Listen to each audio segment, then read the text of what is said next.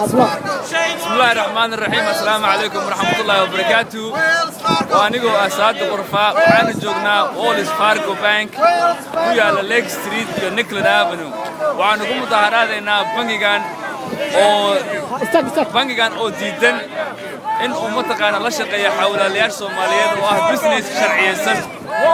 dadkii Soomaaliyeed anagoo Soomaali Amerikaan aan lacagta u dirsan lahayn dadkeeni ay naga xanibaan bangiyada Mareykanka anagu waxaan nahay shakhsiyaad Mareykan ah doonaya waddanka ka qaadano cashuur bixiyaal ah xuquuq waddankan ku leh marka waxa weeye bangiyadu ma sameyn karaan waxyaabahan marka waxaan maanta qabowga u soo baxnaa anagoo fara badan inaan soo uga xunnahay iyo anagoo tusayna waddanka bangiga inuu furo oo ogolaado in xawaladeyaasha Soomaaliyeed ay business ka furtaan akoonadooda sida ummadaha kale oo waddanka degan ugu furan waa maalin qabow jira cimilada aad u xun tahay waxaan u soo baxnay inaan muujino shucuurteena anagoo ah Soomaali Amerikaan xaquuq waddankan ku leh waxaan u mudaharaadayna waxa weeye dhibaatada taagan in loo baahan yahay in laga baxo waxaan ka codsaynaa ummadaha Soomaalida oo maanta barnaamijkan daawan doona inaad soo baxdiin oo akoomadiina xirtiin oo aad la shaqaysiin bangiyada idin ogol bangiga idin diidana aad ka soo horjeestiin waqtiga aan midoobi lahayn oo danteena ka tashan lahayn baa la gaaray walaalaha Soomaaliyeed ee Tuwisri ku nool Mareykanka ku nool waxaan ka codsanayaa in haddii bangiyo ku leeyihiin Wells Fargo US Bank TCF Bank inay xiraan ee tusaan inay taabtay arrintan oo mutaqaana annagu aan dadkeena lacag u dirsan karin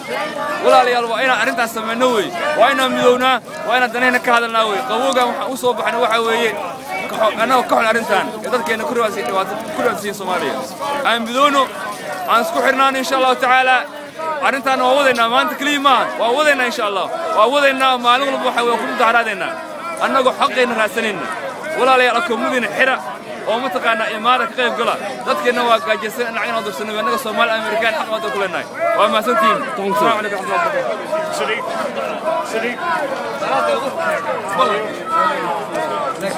Tony Mayo Wells Fargo Shame on you Wells Fargo Shame on you Wells Fargo Shame on you Wells Fargo Tony Mayo Wells Fargo